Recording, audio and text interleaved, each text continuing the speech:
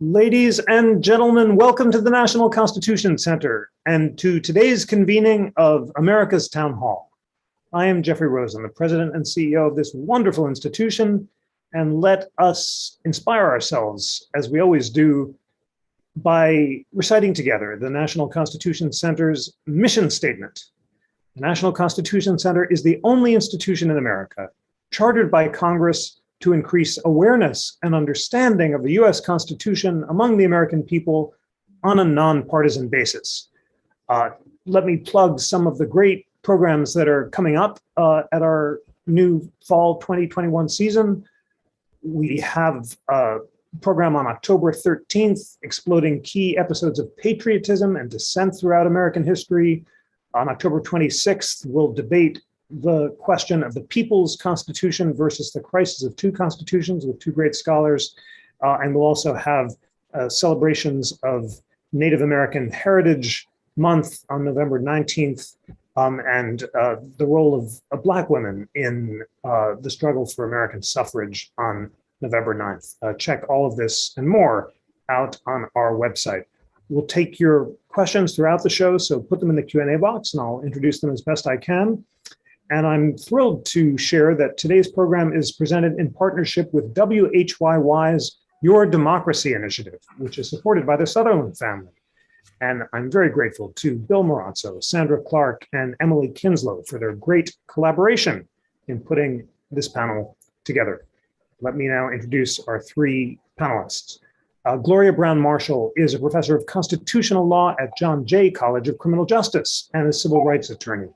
She's the author of many articles and books, from the voting rights war, the NAACP and the ongoing struggle for justice, to the Constitution, major cases and conflicts. And she's working on a documentary film to accompany her newest book, which I saw in her Zoom frame. So definitely check it out. She Took Justice, The Black Woman, Law, and Power. She's also the playwright of 8 produced plays. That's so cool, including Shot, Caught a Soul, and Dreams of Emmett Till. Leonard Kesten is founding partner at the law firm Brody, Hardoon, Perkins, and Kesten, which is one of the preeminent trial lawyers firms in Massachusetts. He's conducted over 100 jury trials in the US District Court and Superior Court, and is considered one of the leading defenders of police officers in the US. He's been honored by the United States Police Canine Association for his work. And Rafael Mangual is senior fellow and head of research for the Policing and Public Safety Initiative at the Manhattan Institute and contributing editor of City Journal. He's written many reports on questions of urban crime policy and violence and policing. His work has been featured in many publications, including the Wall Street Journal, The Atlantic, and the Washington Post. And he's a frequent guest on television, and he was appointed to serve a 4-year term as a member of the New York State Advisory Committee of the U.S. Commission on Civil Rights. It's an honor to have you, Gloria Browne-Marshall, Leonard Kesten, and Rafael Mangual. And I want to begin this important topic with a very basic question for round one. What is qualified immunity? As I understand it from the Constitution Center's crack prep team, it's a common law doctrine that was first recognized in a 1967 case called Pearson versus Ray. The modern test for qualified immunity comes from a Supreme Court case called Harlow versus Fitzgerald in 1982, which says that you can argue for qualified immunity only by showing that the defendant's conduct violated clearly established constitutional or statutory rights of which a reasonable person would have known, and that test was further qualified in subsequent Supreme Court cases. Gloria Browne-Marshall, do I have that right? And please tell us, what is qualified immunity? Well, you've hit the four corners of it. It is a court-created doctrine that protects police officers as well as other government employees. And the sense of it was in the beginning, the 1960s, as you pointed out, was for good faith. And it was assumed that these government employees were acting in good faith. And so therefore, as we moved into 1982, they needed to be shielded from frivolous lawsuits, and that it would be difficult for government employees to do do their jobs if they were always worried about being sued personally. And so there's a standard when it comes to police officers for qualified immunity that if there is a suit that's brought based on some action that took place. So in qualified immunity, we're dealing with civil cases, not criminal cases. And so in civil cases, if this person, a civilian, wants to bring a lawsuit against a government employee like a police officer, first there has to be some proof, for example, if it's excessive force that's being alleged, that this person, the police officer or government employee, violated the Fourth Amendment. But the second part that's been the trouble, that's the controversy that has brought us here today, I'm sure, is that the clearly established second question of whether or not the police officer in that particular case had been given notice, knew beforehand that what that officer was doing at the time was indeed a violation of constitutional rights. Thank you. That's very helpful to distinguish the two parts of that two-part test and to say if that's second part, would a reasonable person have known about it? Was it clearly established? That is an object of controversy. Leonard Kesten, more about the history of qualified immunity. Common law courts had recognized it in the 19th century. Some of this is arising under a federal statute called the Ku Klux Klan Act, which was passed in 1871 after the Civil War, which has a section known as 1983, which allows citizens to sue state and local government officials. And the Supreme Court clarified this doctrine in trying to figure out how broadly that statute swept. But tell us about the history and then tell us about this two-part test that Gloria mentioned.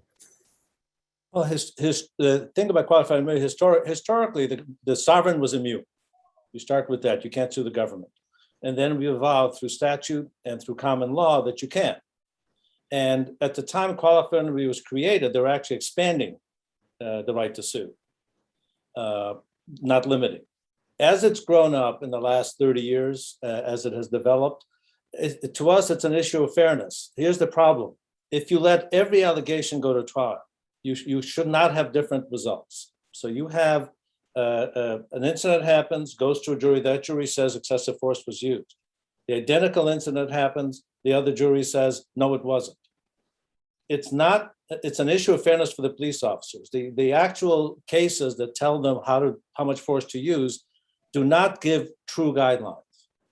So what this says is, what the doctrine basically says is, if a reasonable police officer would know that the courts have told her not to do this, that's unconstitutional.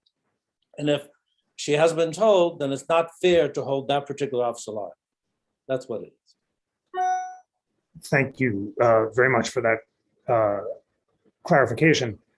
Rafael, you've argued that it's really the second prong of this two-part test that should be re-examined, but I want to make sure I understand the evolution of it.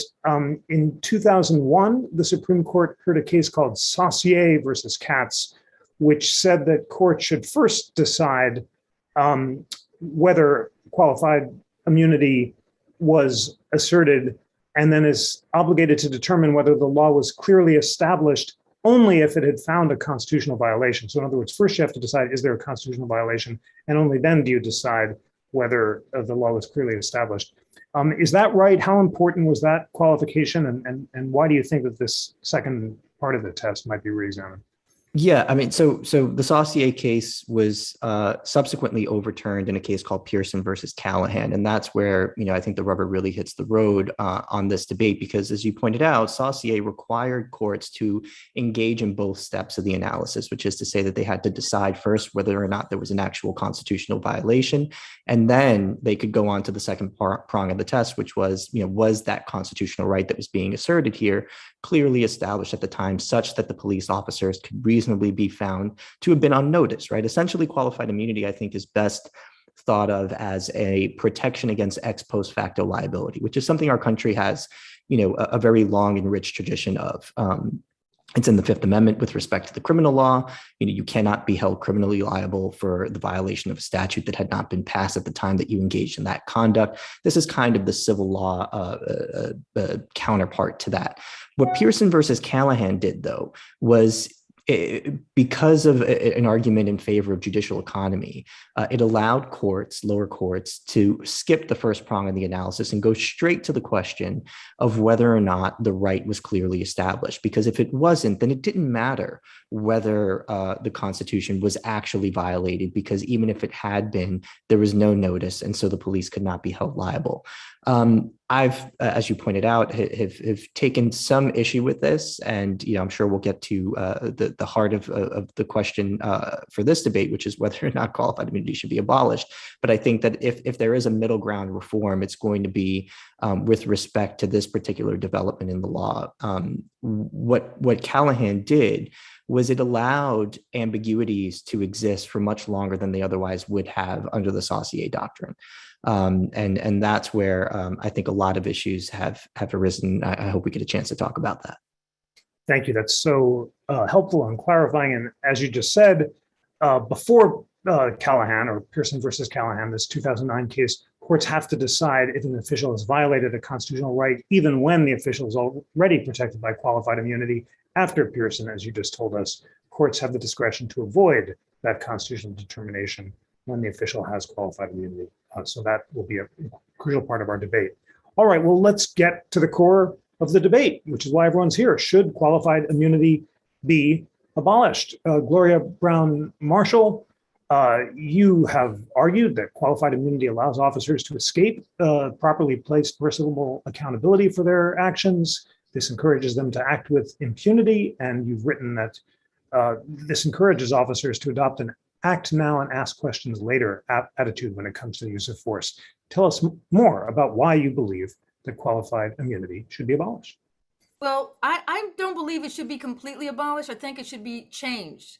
And the reason why is I began by saying qualified immunity is what protects government officials as well as police officers, because they are government officials, from frivolous lawsuits. So when we're talking about abolishing qualified immunity, is it just for police officers, or will it be for teachers? Will it be for social workers? I work for the city of New York and the state of New York. Will it be for professors? So when we start thinking about the susceptibility to frivolous lawsuits, or any lawsuits, and the cost that would be incurred in trying to defend those lawsuits, I want to think about what qualified immunity means when it comes to law enforcement. And the reason why we have a major concern today is not just George Floyd, even though that was a flashpoint, the murder of George Floyd by Derek Chauvin. It was the idea that we never get into court, whether or not it's criminal litigation that needs to take place with prosecutors or civil litigation. How can we get to the point where we can reasonably say this officer should have been aware, even though it seems like based on the standards of decency, officers should be aware of these things? How can we say under law that an officer has been given reasonable notice when the officer is not brought to court to actually explain why the officer did what he or she did in that particular time? Because qualified immunity prevents the action from going forward in civil cases. And then on the other side of this, we have, and it's not just me, but many people are looking at this sense of, even when judgments are paid out, and in New York, for example, $200 million around about is paid out per year in these civil judgments, the officer is not paying a price, personally. Now, so the officer has not explained why this behavior was necessary, why this force was used, and the officer is not paying out of pocket one way or the other. And so what's the disconnect that's taking place is that the officer is not seen as having to actually change the behavior. And in not changing behavior, it seems to support that the officer is shielded, as Justice Sotomayor said, that the courts have given officers almost an absolute shield to protect their behavior. And so accountability, the perception by the community, and the cost of what we're seeing in the use of qualified immunity as it stands today is one of the reasons why I think it should be greatly amended. Thank you very much for that opening intervention. Leonard Kesten, you've argued that qualified immunity should not be altered at this time. You testified at the Boston Police Patrolmen's Association on proposed changes to the Massachusetts Civil Rights Act, and said that under the changes, this would create a vehicle for litigants to bring claims in state courts, resulting in a flood of state court litigation, and also that qualified immunity lets the police know what the law is, which is crucial for them to do their jobs. Tell us more about why you think that qualified immunity should not be abolished. Well, first, I don't support no abolishment. There's a change that I would like to see, that we all would like to see, which is the Supreme Court wants to abolish the first step. What the first step, which is having the court decide whether this particular conduct is constitutional or not. Now the courts don't have to do it, they just say we're not going to decide. Everybody, all citizens, or anybody in this country, should know what the rules are. And that is the issue about when you pass a law. If the law is vague, the law will be stricken because you don't know that you're breaking it. Likewise, the qualified immunity doctrine means that a reasonable police officer should have been aware that this is illegal. The ex post facto analogy, which I completely agree with, is what this says is we're going to change something. If we're going to create a new wrong, we're not going to hold that officer liable. So the change I would like to see is to change the Supreme Court rules, however we change it, that in every case where qualified immunity is decided, the court has to speak to the constitutional or unconstitutionality of the alleged action. They can't just skip it. And that will give everybody a guideline. As to accountability, that Ms. Browne-Marshall said, here's the problem. The people pushing for changes in qualified immunity, the last thing they want is that the officers won't be indemnified. They do not want to get judgments against the individual officers and not be able to collect them. So the notion that this will change accountability because the officers are sued individually, I practice in Massachusetts. Virtually all officers are indemnified, either by insurance companies or by the cities and towns. So if they're sued individually and lose, somebody else is still going to pay. And that's what the plaintiff's bar wants. The last thing that the folks who are arguing to abolish qualified immunity want is to say no qualified immunity and no indemnification, because they want to collect the money. So the concept that this will change the world is not really true. Qualified immunity applies to a tiny percentage of police cases. There is no bar to litigation. We have tons of litigation, many times appropriate, most of the times not.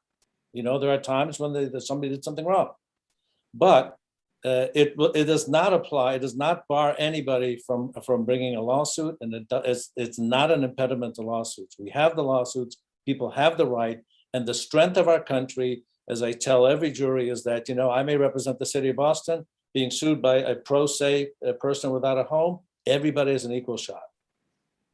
And I always say, just remember the police officers. They just want to know what the rules are. And that's what qualified immunity does. Thank you very much for that. Rafael, as you said, you have a nuanced position about qualified immunity. One of the arguments you've made is that the idea that qualified immunity allows law enforcement to violate rights with impunity is undermined by lots of high-value judgments and settlements with police departments that have played out recently, and you've cited a whole series of those settlements, which suggest to you that police escape liability because of qualified immunity less than expected in just 3.9% of cases. Tell us more about that study and why you think that qualified immunity is not the central reform that needs to be adopted, although you do support some refinements of it. Yeah, that's exactly right. I think there's some mechanical problems with the case often made against qualified immunity on public policy grounds, which is to say that the idea that qualified immunity is actually feeding a sense of immunity within police officers that they take with them into the field and misbehave as a result of that, of a lack of personal accountability, personal financial accountability, I think is wrong. And as you pointed out, one of the reasons I think it's wrong is because there just isn't a ton of empirical data supporting that theory of the case. The study that you alluded to is a study done by Joanna Schwartz, which was published. She's a UCLA law professor, very brilliant, one of the foremost leading scholars on qualified immunity. She published a study in the Yale Law Journal in 2017, analyzing almost 1,200 cases filed against state and local law enforcement officers under Section 1983 of Title 42, which is where qualified immunity comes into play. And what she found was that qualified immunity could have been raised as a defense in 82.8% of the cases.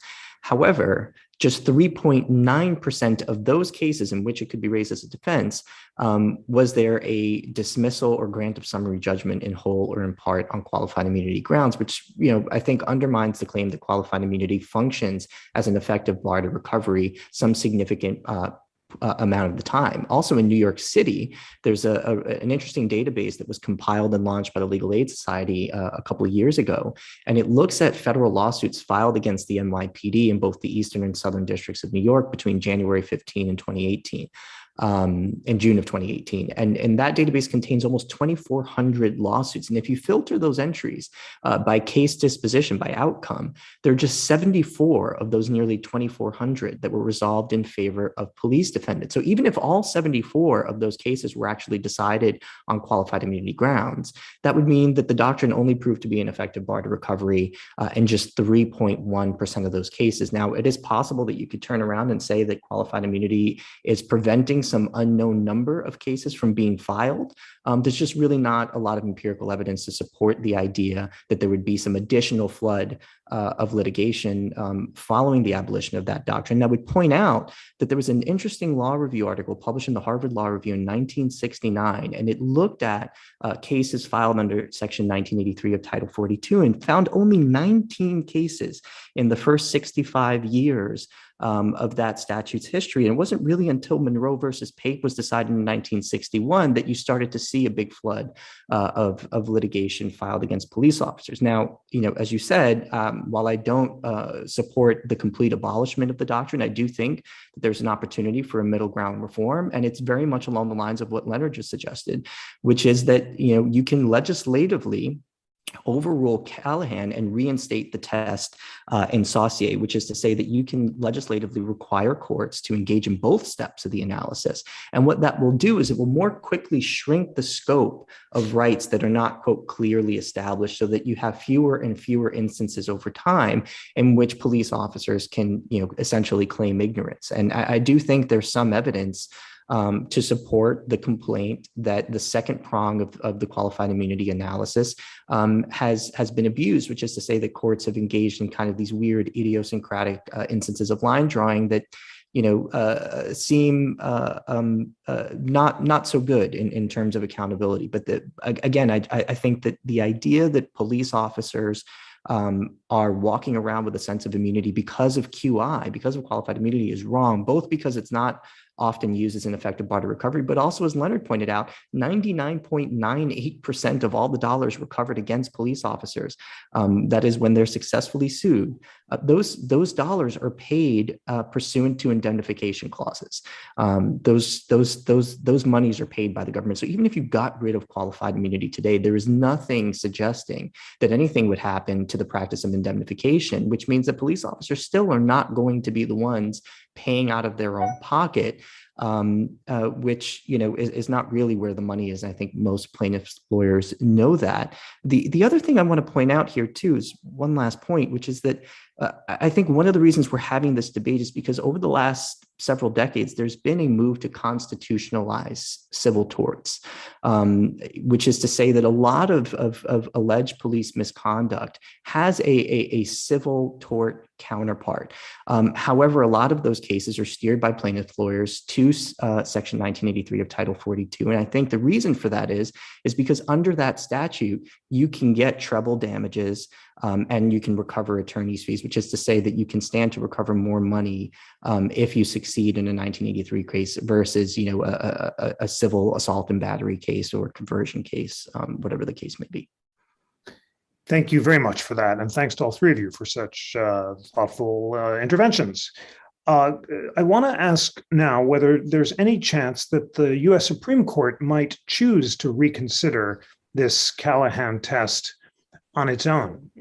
Justice Thomas in 2020 argued for limiting qualified immunity, and the case was called Baxter, and he offered two critiques. First, he said that both of the tests for qualified immunity, both the now outdated good faith immunity standard and the current standard, which we've been discussing, should a reasonable officer have known that there was a clear constitutional violation.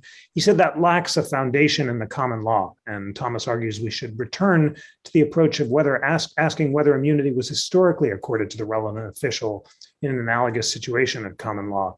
And second, Thomas said the court had improperly expanded qualified immunity to a hospital superintendent, university presidents, state executive officers, National Guard members, and it appears, would limit the scope of qualified immunity using history as an approach.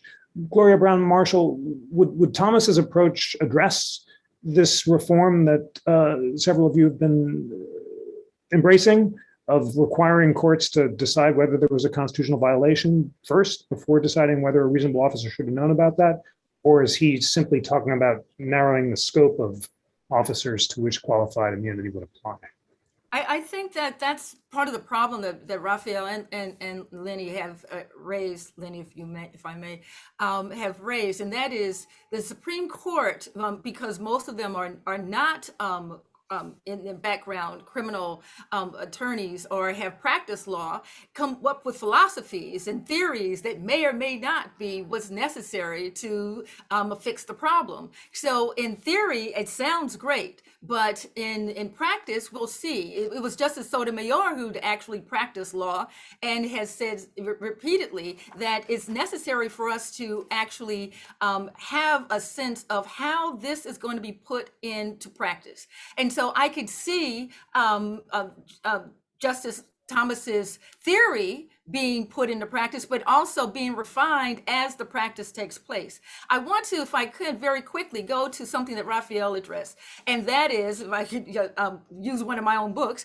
and I'm reading Race Law in American Society, and I'm going back to a January 23rd, 1943 incident. The reason why there have not been more cases brought using the Civil Rights Statute is because the case of Screws versus United States, in which people of African descent were, have been over much of this nation's history, abused by police officers with impunity. And that is why the 1871 statute was enacted in the first place, was because it was the federal officers or federal in Congress. They knew that the federal laws would be protective of these newly freed Africans, and the state courts would not.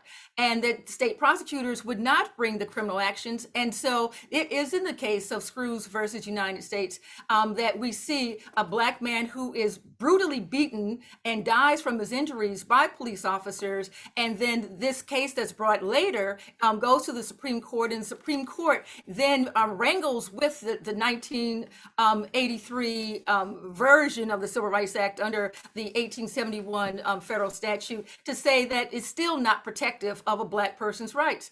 And so that sense is, after this has happened, waiting for the federal government itself, the Justice Department or others, to bring these actions has meant that instead of using 1983 until we can get later, until the Civil Rights Movement, you start thinking about the 1960s, you start thinking about more Black people who are going to law school, learning about civil rights laws, and the approach now to protecting of rights has expanded. But that 60-year period, there's a reason why there's such a small number of cases being brought. The other part of this I want to raise is we keep talking about money and whether or not the plaintiffs' counsels are going to be paid and how much the damage award is going to be. But we all know as attorneys that people want their day in court.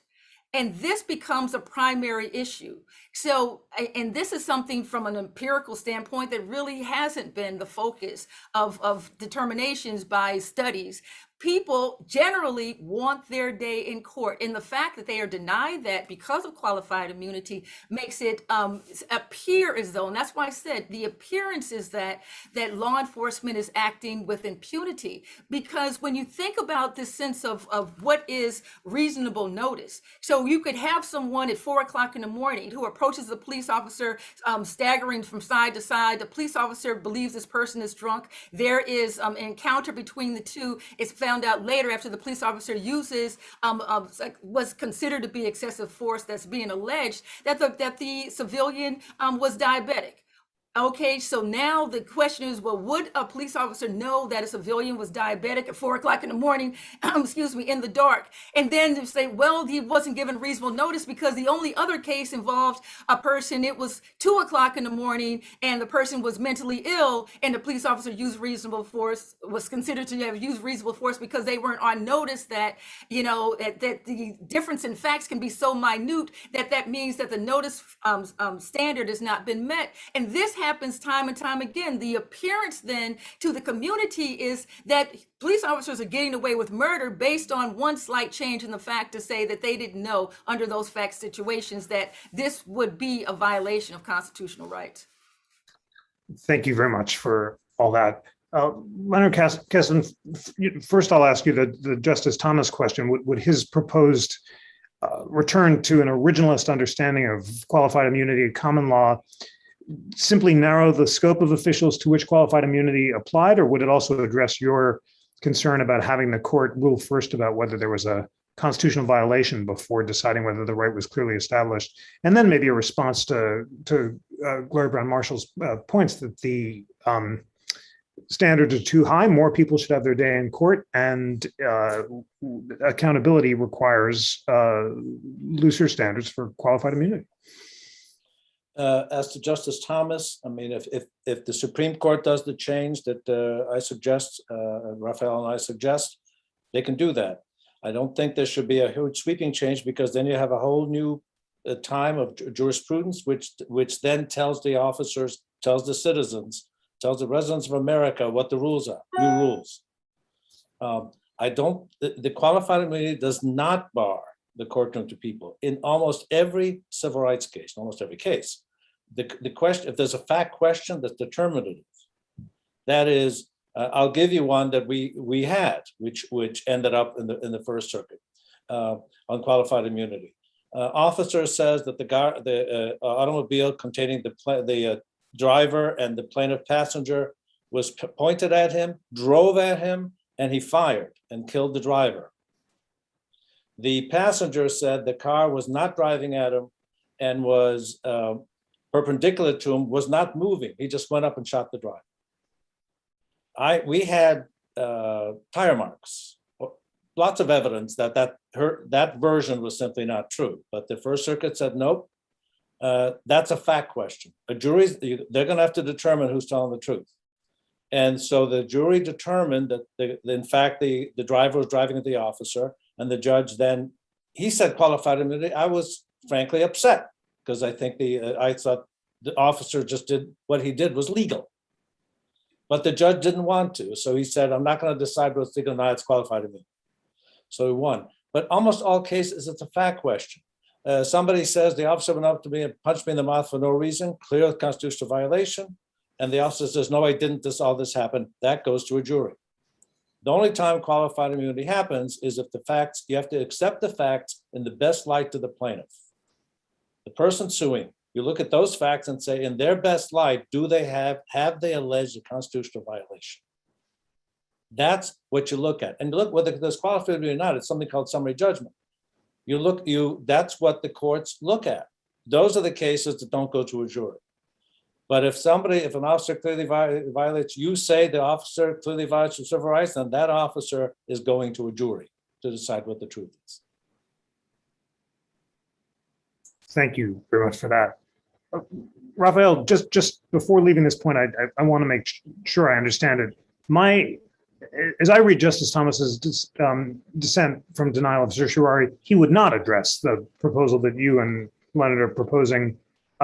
So my question to you is, do you see any prospect on the current Supreme Court that a majority of justices might embrace the reform that you both recommend and require courts to rule squarely on the constitutional violation before reaching the question of whether the reasonable officer should have known about it? And then tell us about the proposed legislative solutions that are on the table, ranging from the federal proposals, which would eliminate qualified immunity as a defense for law enforcement. That's the Justice and Policing Act, or the Ending Qualified Immunity Act, to the Reducing Qualified Immunity Act. You can see there's a range of proposals, and then 25 states have considered some form of qualified immunity legislation since George Floyd's death. do any of those proposals address the reform that you have endorsed or not? So, to the first question, I mean, I'm certainly not an experienced court watcher, and don't have a crystal ball here, but I think it would be highly unlikely for the court to overrule itself on this point yet again after doing exactly that in Callahan so soon after Saussure. So that would be a particularly unusual development. It's not something that I would encourage people to rely on. And also, for what it's worth, I think that these kinds of what are essentially public policy changes ought to be done in the legislature anyway. And so I do think that resorting to a legislative reform approach is probably the best way to go here. With respect to the proposals that are already on the table, none of them really hit this question square. I do think it's really interesting that a lot of state and states and cities around the country have taken it upon themselves to build out workarounds for qualified immunity that would allow plaintiffs to sue for civil rights violations without having to get over the hurdle that qualified immunity might present. I think it'll be interesting to see what happens. Colorado was one of the first statewide jurisdictions to do that. We don't have any data on what police litigation looks like in the wake of that change, but I have not seen any indication that it just somehow exploded. And I think the reason for that is, again, because it's not qualified immunity that is denying people their day in court. The data just don't support this argument. In fact, I would go so far as to say that the development of more stringent pleading standards over the last 100 years probably do more to keep plaintiffs out of court than qualified immunity does in these kinds of cases. I'm thinking here of cases like Twombly and Iqbal. So I don't think any of these proposals actually get at what Leonard and I have kind of been pushing for here.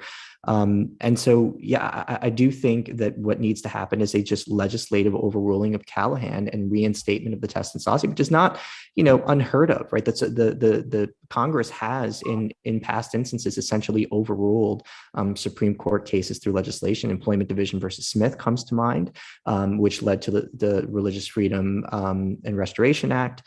So Congress has the authority to act here. I think if it does that, it will send a clear signal, that qualified immunity is something that will die on the vine eventually, as it is starved of the kinds of instances in which, the kind of ridiculous line drawing that we see in the second part of the analysis is going to be much less likely to happen and much harder to justify as the scope of rights that haven't been clearly established shrinks over time. And that's where I really think the focus needs to be. One of the reasons that I brought up that 1969 Law Review article, was not to suggest that 1983 doesn't actually provide the relief that people say it does, but only to help contextualize the fact that we didn't really see a lot of litigation around this idea of qualified immunity until the late 60s, and then of course in the 80s with Harlow.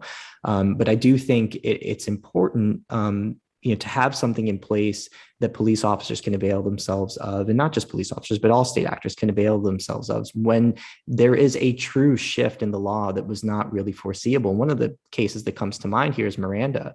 I don't think any police officer in 1962 would have thought that the Constitution's Fifth Amendment required them to lay out this particular incantation of rights to people that they were arresting. It wasn't until that case came down that you would violate the Constitution as a police officer for failing to read someone his or her Miranda rights. And to hold a police officer liable for failing to do that prior to that decision coming down, I think would have been a little hard to swallow. And I do think Leonard makes a good point here, which is that if in fact what you want to do is get rid of qualified immunity in order to increase the likelihood that a police officer will have to pay out of pocket in order to ensure accountability, you'd also have to get at the indemnification thing. But even if you got at both of those things and you got rid of widespread indemnification practices, you got rid of qualified immunity, I think what we'd see there is a real problem in the sense that, I think it would be very, very hard for individuals to justify pursuing a career in law enforcement at that point. And, at a point in our country where we're seeing crime move in the wrong direction, I don't think that that's a very good thing. Thank you very much for that. Gloria Browne-Marshall, I'd love your thoughts on the legislative proposals that are on the table, both state and federal. First, whether you agree with Rafael that Congress should require the court first to consider whether there was a constitutional violation and overturn Callahan. And then do you support any of the federal proposals, from the Ending Qualified Immunity Act to the Reforming Qualified Immunity Act? And then picking up on the state responses, Wesley Scogan asks, how is qualified immunity being legislated by the states? Colorado, in the wake of George Floyd's death, now allows officers to be sued under a new civil action for deprivation of rights. New Mexico has eliminated qualified immunity as a legal defense to state claims. Are there any of those state models that you find appealing? Well, I think, as I said before, a lot of this, when you go from theory to practice, we'll see how it actually goes forward. And I don't completely disagree with Leonard or Rafael about changing the standard in how qualified immunity will be used. The sense of it is that the civil courts and the Civil Rights Act is the secondary source of accountability that most people are forced into because the criminal justice system has failed many people when it comes to excessive force cases in civilian deaths, but at the hands of law enforcement. And so I think that there is within, for example, the George Floyd Justice in Policing Act, the focus on qualified immunity, but what it lacks is the need for criminal litigation. That officers need to be brought to court and have to, through a criminal case, explain why they behaved, why they thought their life was in danger, why force was needed at that particular time, and why that level of force. And because there's not a criminal consequence for many people, they're trying to squeeze into civil court that the sense that justice has to take place. Their loved one has been injured or killed, and they do not believe that police officers are being held accountable for it. And we're not, that's the elephant in the room. That's not taking place, the accountability in criminal court. And so the sense that they're going to, and having these civil judgments that come out of the jurisdiction's tax base becomes this issue of debate that we're having right now. I think the fact that we have 18,000 police jurisdictions, national legislation is going to have to be the type of answer to the problem when it comes to qualified immunity, as well as prosecutorial discretion. This sense that people have to have some sense that law enforcement is not acting with impunity, and that there is some idea that police officers can be held accountable. At this point, that sense of accountability is strained at the very least, and at most we hear defund the police. I don't think the police officers should all be defunded. And yes, even when crime was decreasing, the budgets for police departments continue to rise. And yes, there's been an uptick during the pandemic in crime, but then this sense, the trigger is from 1871 was the racial disparity in criminal justice and the racial disparity in policing. And I'm going to raise this one last point that we have not talked about, and that is the fact that law enforcement, for the most part in this country's history, has not had national reform at all. And so because it has not faced national reform that takes into account the race-based nature of criminal justice in this country, we are doing piecemeal what needs to be done in a national, through national legislation. And so even if you have a progressive prosecutor here, you have Colorado, Connecticut, New Mexico, New York, changing the way that it is using qualified immunity when it comes to police officers, there's still the sense that the race-based nature of policing has not been addressed. Thank you very much for that. Leonard Kesten, Gloria Browne-Marshall has just called for national reform. This is not an entirely partisan issue. The Reforming Qualified Immunity Act, which is sponsored by Senator Mike Braun, a Republican of Indiana, will eliminate qualified immunity for all public officials, but includes two safe harbor provisions granting immunity if a defendant can show prior statutory or judicial authorization of the actions in question. Is there any chance in this extraordinarily polarized environment that a national qualified immunity reform could pass on a bipartisan basis? And if not, let's dig in on the state level. Tell us what's going on in Massachusetts. You testified against the elimination of qualified immunity, but my team tells me that Massachusetts has decided that if a newly established right deems that an officer is not fit for duty and poses a danger to the public, then the officer's certification is revoked and they're stripped of immunity in civil cases. Is that right? And do you think that's a good idea? How's that working in Massachusetts?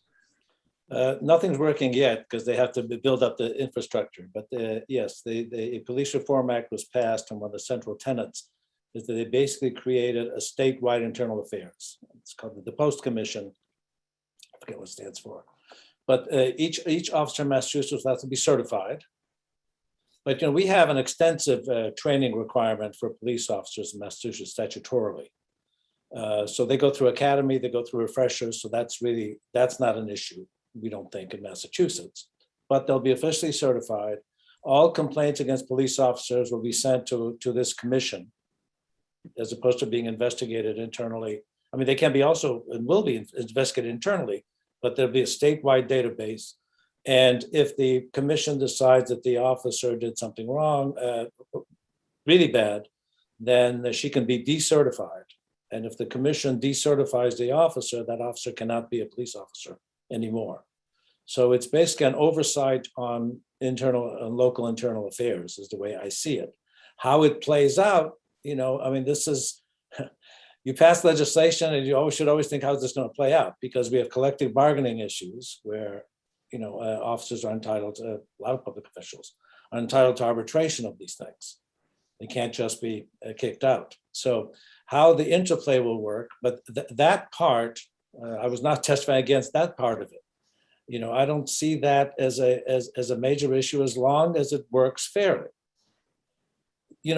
Police officers, I always talk about this, when I used to be in corrections, I was a counselor, but I also had duties of enforcement.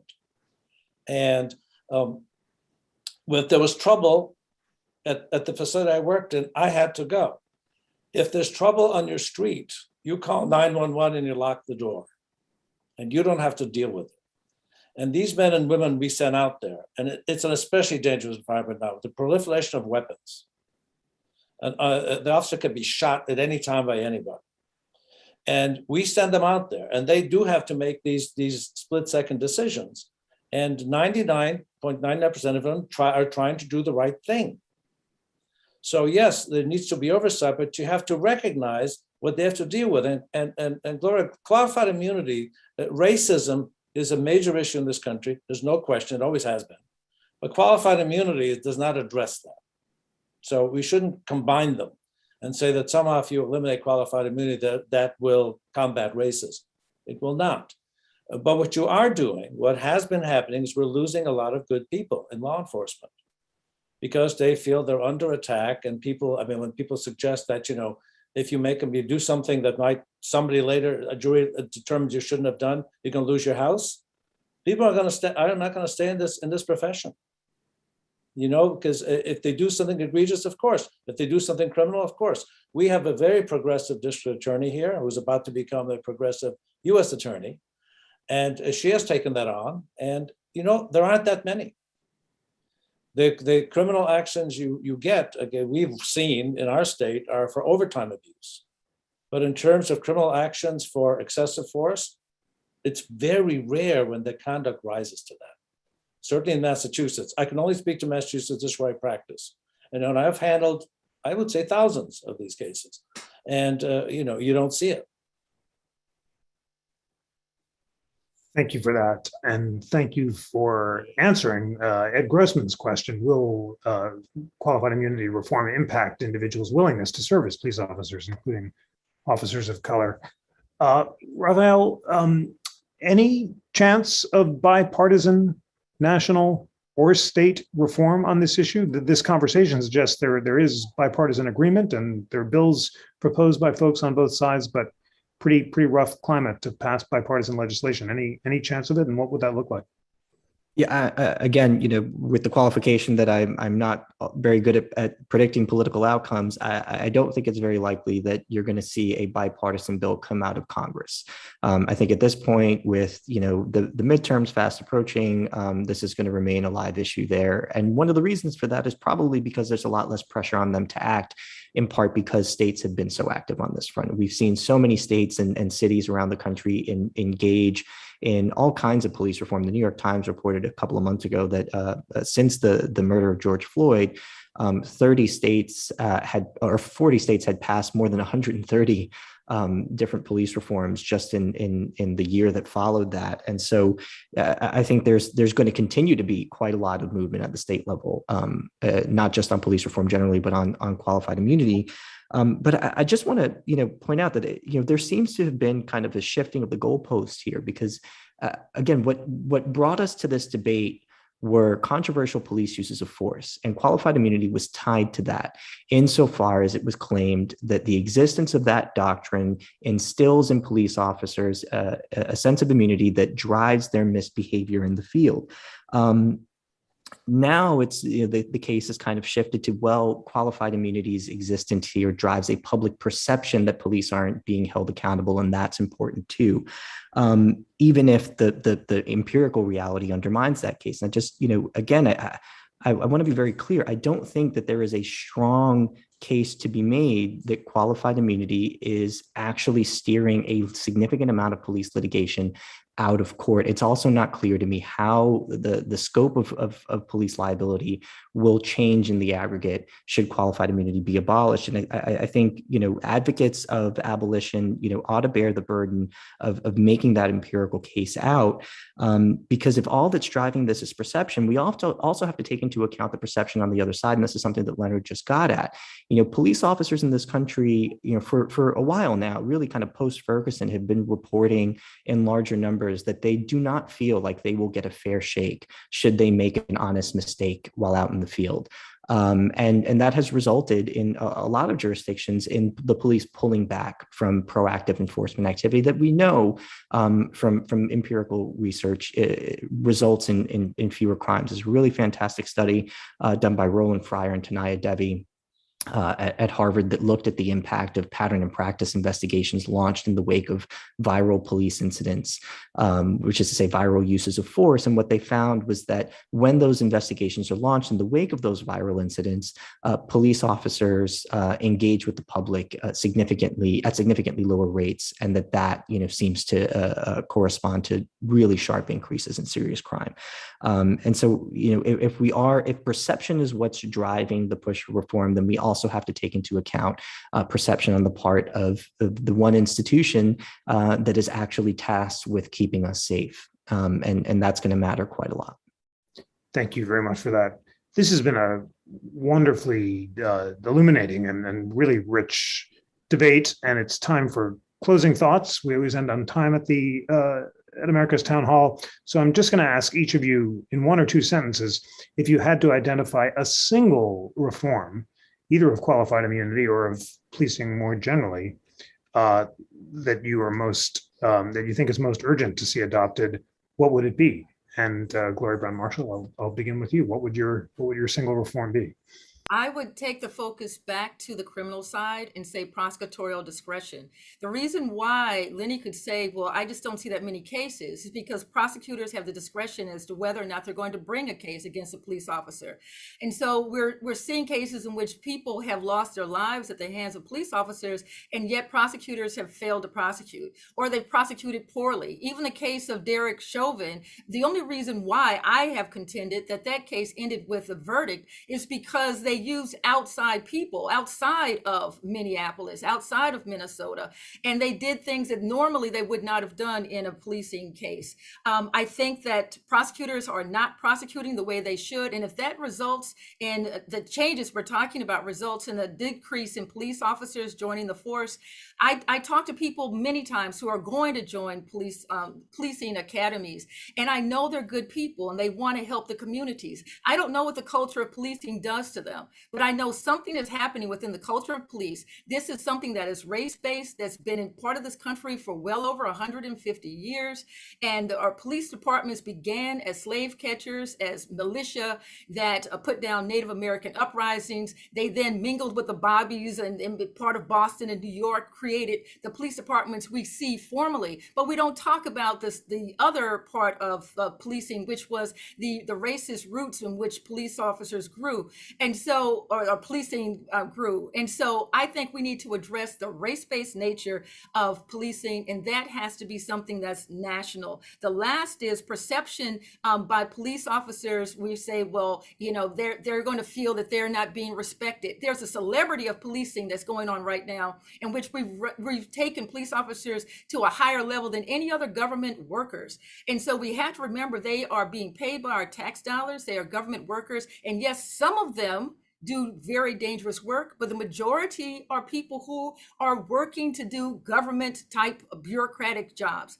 And when an officer does something that is something that's an honest mistake, a person dies.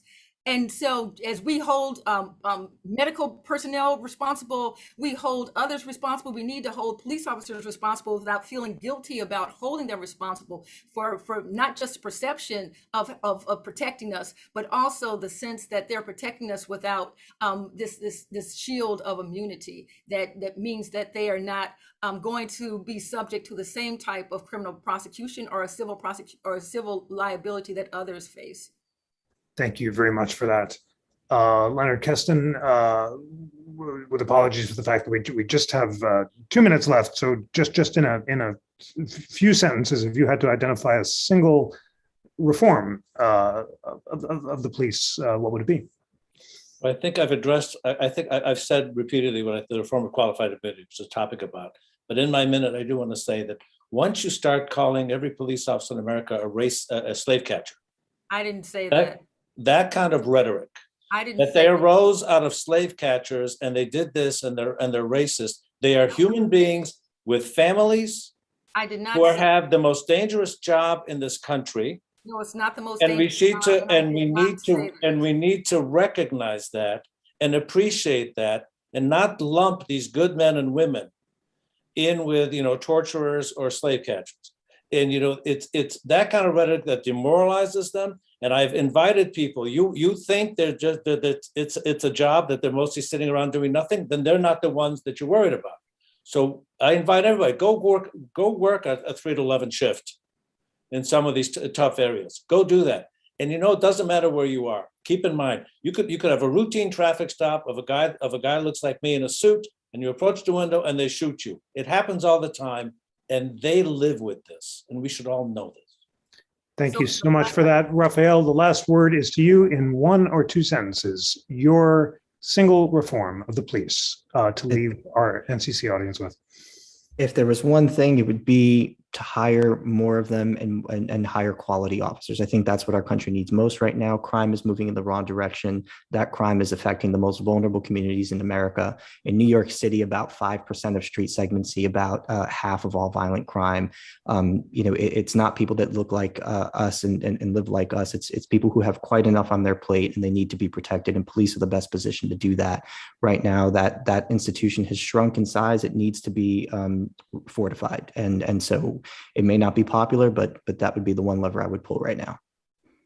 Thank you so much, Gloria Browne-Marshall, Leonard Kesten, and Rafael Mangual, for a wide-ranging, deep, and really illuminating debate about this crucially important topic about reforming qualified immunity. So grateful to our great partners at WHYY and their Your Democracy initiative, and also to Fred and Barbara Sutherland and the Sutherland Family Fund that have supported this initiative. The Sutherland family is great friends of both the National Constitution Center and of WHYY, and we're so grateful to you, Fred and Barbara, for having brought us together for this wonderful discussion.